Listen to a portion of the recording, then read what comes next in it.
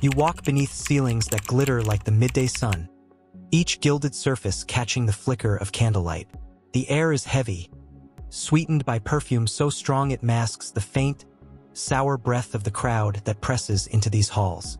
Beyond the marble colonnades, gardens stretch into perfect symmetry, fountains whispering in the distance. Versailles is not simply a palace. It is a stage, and every soul within its walls is an actor in the grand performance of Louis XIV's reign. But beauty can be a mask, and tonight, as you step into the shadows of the long gallery, you sense the mask slipping. A faint, acrid scent coils through the air, not the powder and rosewater of courtiers, but something darker, the sharp, bitter tang of burning herbs. Somewhere, behind a closed door, a low murmur rises and falls, too hushed to catch the words, yet heavy with intent. The Sun King sits enthroned in splendor, his every movement choreographed to display majesty. Diamonds sparkle at his cuffs, but in his eyes there is a flicker, the guarded watchfulness of a man who knows that loyalty is never certain. Around him, courtiers bow, whisper, and exchange glances too quick for notice, unless you are searching for them. And you are. The talk at first was harmless gossip.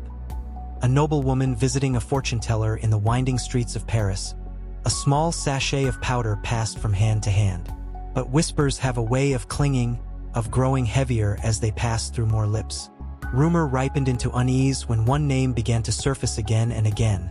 The Marquise de Brinvilliers, executed years earlier for poisoning her own family. Her death, it was said, had not ended the trade. It had only driven it deeper underground. You walk past the Queen's apartments and into a narrow passage rarely used by anyone but servants. Here, the smell is stronger. You hear the faint chime of metal, not the music of silver goblets, but the sharper ring of vials meeting. A candle guttering in the draft throws a distorted shadow against the wall. A hand moving deliberately over a small table, grinding something to dust. Paris itself is restless. In the streets beyond the palace gates, merchants hawk potions to cure every ill, and some to cause them. A few claim to tell the future in the pattern of molten wax, in the fall of cards, in the ashes left after midnight prayers. And though the church calls these practices heresy, the wealthy find them irresistible. At Versailles, to have influence is to survive. If a powder, a charm, or a whispered prayer to unseen forces can tilt the balance, many will reach for it. The king knows this, and yet he tolerates it, for now. But something has changed. A letter has arrived, sealed and urgent, bearing accusations that reach into the highest ranks of the court. Names of noblemen and women, of priests, of physicians. Names that should never be linked with words like poison or ritual. You step back into the great gallery, its mirrors multiplying the golden light into infinity. But behind that brilliance, you sense it, the slow tightening of a noose you cannot see. Soon, it will catch not just the guilty, but the merely suspected. And in Versailles, suspicion is often enough to seal one's fate. You wake to a palace that feels different. The sunlight still spills through the high windows, glinting on polished floors, but there is a weight in the air, like the hush before a storm. Footsteps seem sharper, whispers more brittle. The corridors are no longer just gilded passages. They are veins carrying fear from chamber to chamber.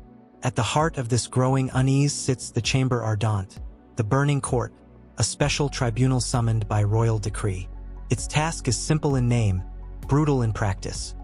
To drag into the light every soul dealing in powders, potions, and prayers to the unseen.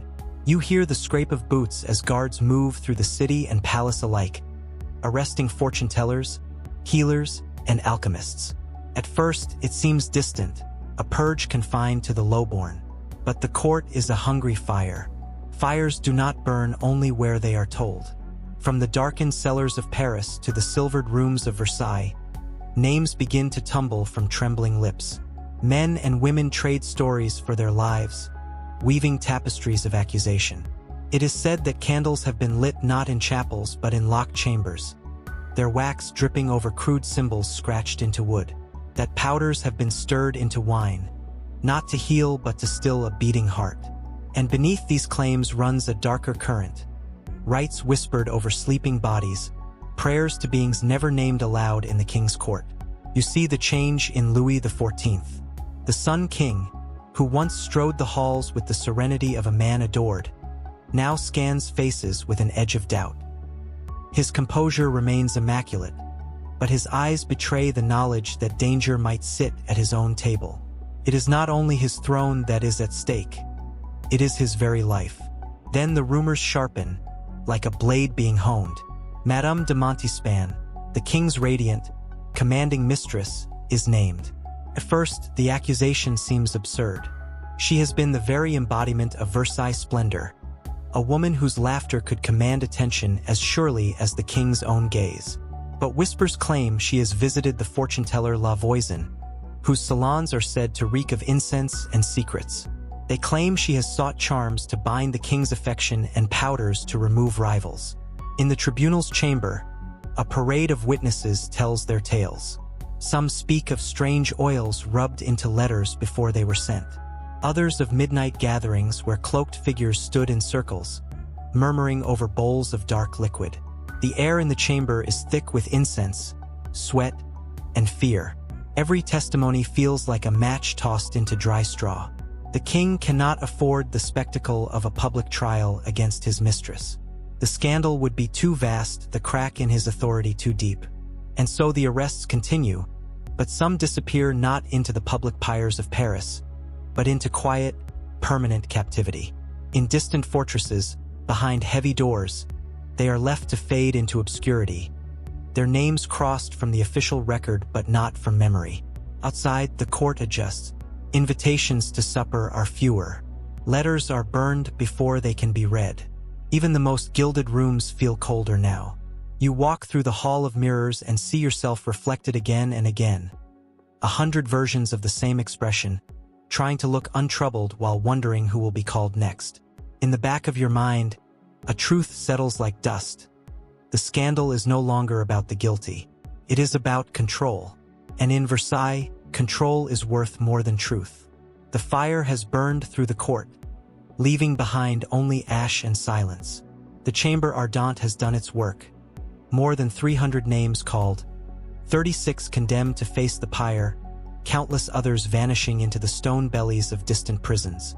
The scent of smoke still clings to the memory of Paris, though the flames are gone.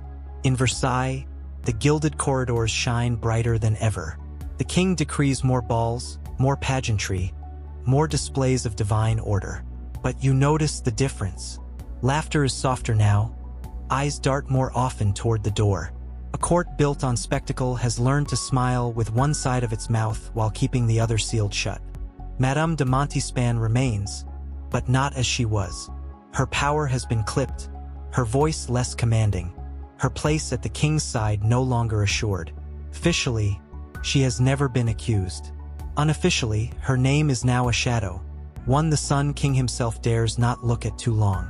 She drifts through the palace like a gilded ghost, adorned in jewels that weigh more heavily than they once did.